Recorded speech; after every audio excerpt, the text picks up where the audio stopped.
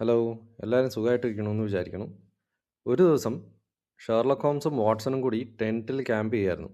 പാതിരാത്രി വാട്സനെ തട്ടി വിളിച്ചിട്ട് ഹോംസ് ചോദിച്ചു, എടോ വാട്സൺ, ആകാശത്തേക്ക് നോക്കിയിട്ട് തനിക്ക് എന്താ തോന്നണേന്ന്. വാട്സൺ വാചാലനായി. നക്ഷത്രങ്ങൾ, ഗാലക്സികൾ, പ്രപഞ്ചം എന്ന് വേണ്ട സകലതും പറയുന്നുണ്ട്. പക്ഷേ ഹോംസ് ഒന്ന് നെടുവീർപ്പിട്ടിട്ട് പറഞ്ഞു, എടാ മണ്ടാ, ആരോ നമ്മുടെ ടെൻറ്റ് മോഷ്ടിച്ചുകൊണ്ട് പോയി. അതാ താൻ ഈ ആകാശം മുഴുവൻ കാണണേന്ന്. നമ്മുടെ ഇൻവെസ്റ്റ്മെൻറ്റും ഏകദേശം ഇതുപോലെയാണ്. ആവശ്യമില്ലാത്ത കാര്യങ്ങളിൽ തല പുകച്ച് മുമ്പിലുള്ള പരമാർത്ഥം നമ്മൾ കാണാതെ പോകും. ഈ ചാർട്ടുകൾ, ഇൻഡിക്കേറ്ററുകൾ, ന്യൂസ് ഇതൊക്കെ നോക്കി നമ്മൾ ഇതിനെ വെറുതെ കോംപ്ലിക്കേറ്റ് ചെയ്യാണ്. പൈസ കളയാൻ ഒരു വെറൈറ്റി വഴി നോക്കുന്നവർക്ക് മാത്രമേ 14 ഇൻഡിക്കേറ്ററുകളുടെ ആവശ്യമുള്ളൂ. സത്യം പറഞ്ഞാൽ ഇൻവെസ്റ്റിംഗ് സിമ്പിളാണ്. പക്ഷേ ഒരു കാര്യമുണ്ട്, ശരിക്കും പൈസ ഉണ്ടാക്കണമെങ്കിൽ ഇൻവെസ്റ്റിംഗ് കുറച്ച് ബോറിംഗ് ആയിരിക്കണം. നിങ്ങൾക്ക് ഭയങ്കര എൻ്റർടൈൻമെൻറ്റ് തോന്നുന്നുണ്ടെങ്കിൽ എവിടെയോ എന്തോ തകരാറുണ്ട്. ഇവിടെ ഡ്രാമ കാണാൻ വന്നതാണെങ്കിൽ നിങ്ങൾക്ക് തെറ്റി. എൻ്റെ സിമ്പിൾ ഫോർമുല ഇതാണ്: നല്ലൊരു ബിസിനസ് കണ്ടുപിടിക്കുക, അതിൻ്റെ ഫൈനാൻഷ്യൽസൊക്കെ കണ്ട് ബോധ്യപ്പെടുക, വില കുറഞ്ഞിരിക്കുമ്പോൾ വാങ്ങിക്കുക. പിന്നെ വേണ്ടത് മെൻ്റൽ സ്റ്റേറ്റാണ്. മാർക്കറ്റ് വീഴുമ്പോൾ പേടിക്കാതിരിക്കാനും ആ ബിസിനസ്സിന് വളരാൻ സമയം കൊടുക്കാനും പഠിക്കണം. അത്രേ ഉള്ളൂ. ഓക്കെ, അപ്പോൾ നമുക്ക് റൂൾ നമ്പർ 1ലേക്ക് കടക്കാം. ഒരു സ്റ്റോക്ക് എന്ന് പറഞ്ഞു കഴിഞ്ഞാൽ ഒരു ബിസിനസ്സാണ്. ആദ്യം തന്നെ ഒരു കാര്യം മനസ്സിലാക്കുക, ഞാനൊരു സ്റ്റോക്ക് വാങ്ങിക്കുമ്പോൾ സ്ക്രീനിൽ വെറും ഒരു നമ്പർ അല്ല വാങ്ങിക്കണേ. അതൊരു ബിസിനസ്സിൻ്റെ ചെറിയൊരു ഭാഗമാണ്. ആ കമ്പനി സാധനങ്ങൾ വിൽക്കുന്നു, ലാഭം ഉണ്ടാക്കണു, വളരണു. കാലക്രമേണ ആ സ്റ്റോക്കിൻ്റെ വില ആ ബിസിനസ്സിനെ തന്നെ പിന്തുടരും എന്നുള്ളതാണ് സാധാരണ നമ്മൾ കണ്ടുവരുന്നത്. ഇതിനെ ഒരു ഡേറ്റിംഗ് പോലെ വേണമെങ്കിൽ കാണാം. ഒരാളുടെ ഇൻസ്റ്റാഗ്രാം ഫീഡും ലുക്കും കണ്ട് നമ്മൾ കുറച്ച് നാൾ പ്രേമിക്കാം. പക്ഷേ കല്യാണം കഴിഞ്ഞ് ബാങ്ക് സ്റ്റേറ്റ്മെൻറ്റും സ്വഭാവവും നോക്കേണ്ടി വരും. മാർക്കറ്റും ഇതുപോലെ തന്നെയാണ്. ചാർട്ട് എന്നത് നമുക്ക് വേണമെങ്കിൽ ലുക്കിനോട് കമ്പയർ ചെയ്യാം. ബിസിനസ്സാണ് അതിൻ്റെ സ്വഭാവം. അതുകൊണ്ട് ഈ സ്റ്റോക്ക് നാളെ കൂടുമോ എന്ന് ചോദിക്കാതെ ഈ ബിസിനസ് അടുത്ത 10 വർഷം സ്ട്രോങ് ആയിട്ടിരിക്കുമോ എന്നാണ് ചോദിക്കേണ്ടത്. ഇനി അടുത്ത റൂൾ നമ്പർ 2. വില വളരെ പ്രധാനമാണ്. പണ്ട് എനിക്ക് പറ്റിയ അബദ്ധം ഇതാണ്. അതായത് നല്ല കമ്പനികളൊക്കെ കണ്ടുപിടിക്കും, പക്ഷേ അമിത വില കൊടുത്തായിരിക്കും അത് വാങ്ങിക്കുക. നിങ്ങൾക്ക് 100 രൂപ വിലയുള്ളൊരു സാധനം ഞാൻ 300 രൂപയ്ക്ക് വിറ്റ് കഴിഞ്ഞാൽ ആ സാധനം എത്ര സൂപ്പറാണെങ്കിലും അതൊരു മോശം ഡീലല്ലേ. ഒരു പഴയ ഫിയറ്റ് കാർ നിങ്ങൾ 50 ലക്ഷത്തിന് വാങ്ങിച്ചു കഴിഞ്ഞ് കഴിഞ്ഞാൽ അതൊരു റെയർ ഇൻവെസ്റ്റ്മെൻ്റ് ഒന്നുമല്ല, വെറും മണ്ടത്തരമാണ്. കാർ നന്നായിരിക്കാം, പക്ഷേ വില ഭ്രാന്തമാണ്. അതുകൊണ്ട് തന്നെ എപ്പോഴും ചോദിക്കുക, ഞാൻ ഇതിന് കൊടുക്കുന്ന വില ന്യായമാണോ? ഏറ്റവും കുറഞ്ഞ വില കൊടുക്കണമെന്നില്ല, പക്ഷേ വട്ടാണെന്ന് തോന്നണ വില കൊടുക്കരുത്. ഇനി അടുത്ത റൂള്, വളർച്ചയാണ് ലാഭം തരുന്നത്. മാർക്കറ്റിൽ ശരിക്കും പൈസ ഉണ്ടാക്കി തരുന്നത് വളർച്ച അല്ലെങ്കിൽ ഗ്രോത്താണ്. ഒരു കമ്പനി അവരുടെ ലാഭവും വരുമാനവും വർഷം തോറും കൂട്ടുന്നുണ്ടെങ്കിൽ സ്റ്റോക്ക് പ്രൈസ് തന്നെ കൂടിക്കോളും. ഇത് വെറും ഒരു തിയറിയല്ല, കഴിഞ്ഞ 100 കൊല്ലമായിട്ട് നമ്മൾ കാണുന്നതാണ്.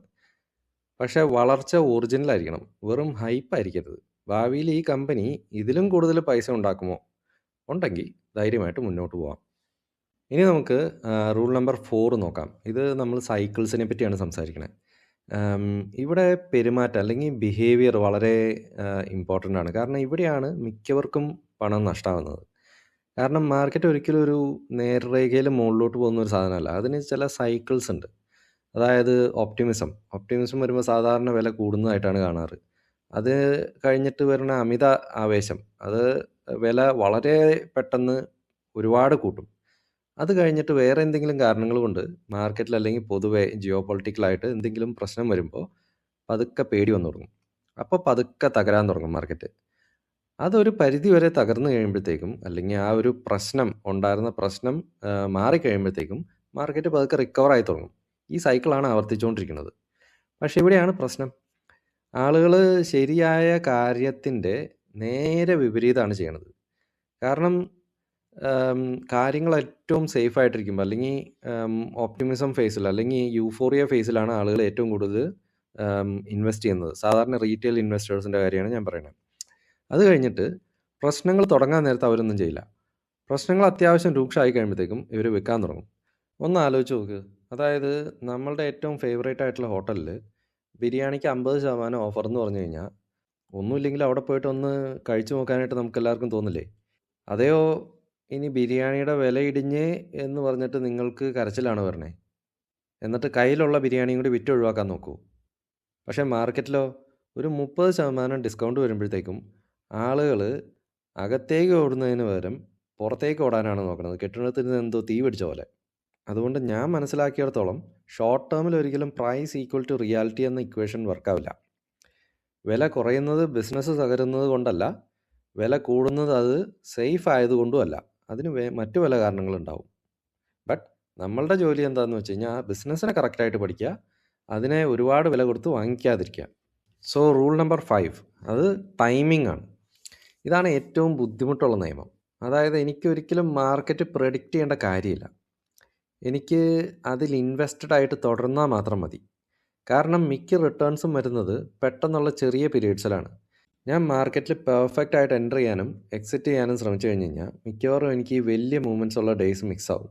മാർക്കറ്റ് ടൈം ചെയ്യാൻ നോക്കുന്നത് എയർപോർട്ടിൽ ഗേറ്റിലിരിക്കുമ്പോൾ നല്ലൊരു കോഫി കുടിക്കാൻ വേണ്ടി അവിടെ നിന്ന് മാറിപ്പോകുന്ന പോലെയാണ്. നിങ്ങൾക്ക് സമയമുണ്ടെന്നൊക്കെ നിങ്ങൾക്ക് തോന്നും, പക്ഷേ നോക്കിയിരിക്കുമ്പോഴേക്കും ആ പ്ലെയിൻ അങ്ങ് പോകും.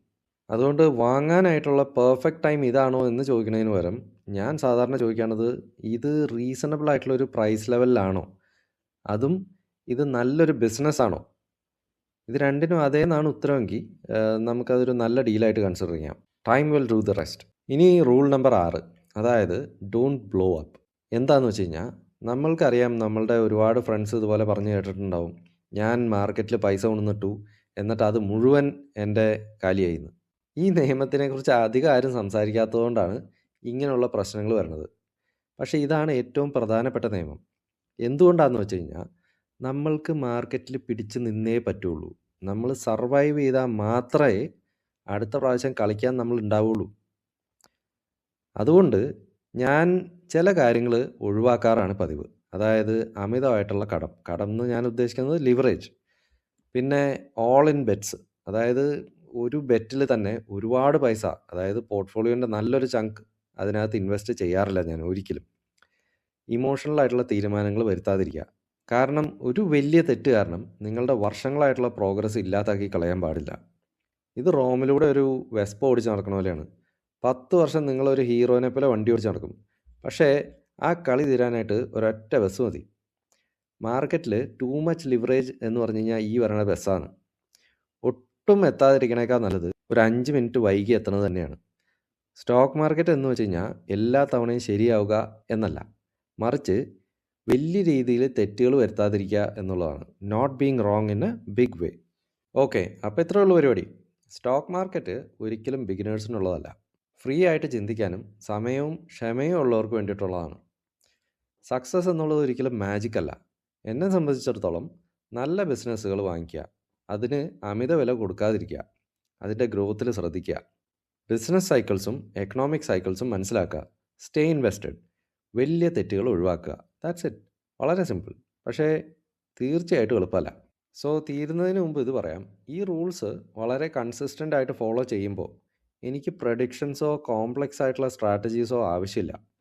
എനിക്ക് ഡിസിപ്ലിൻ മാത്രം മതി.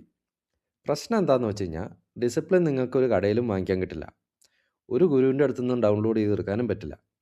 ഈ പ്രോസസ്സിൽ നിങ്ങൾ തന്നെ ഉണ്ടാക്കിയെടുക്കേണ്ട ഒരു കാര്യം ഇത് മാത്രമാണ്. കഷ്ടകാലത്തിന് നിങ്ങളുടെ പോർട്ട്ഫോളിയോൻ്റെ ഗ്രോത്തും ഇതിനെ തന്നെ ഡിപ്പെൻഡ് ചെയ്തിരിക്കുകയാണ്. അവിടെയാണ് മിക്കവർക്കും പണി കിട്ടുന്നത്. But anyway, tag along for more videos on investing made logical. Thank you.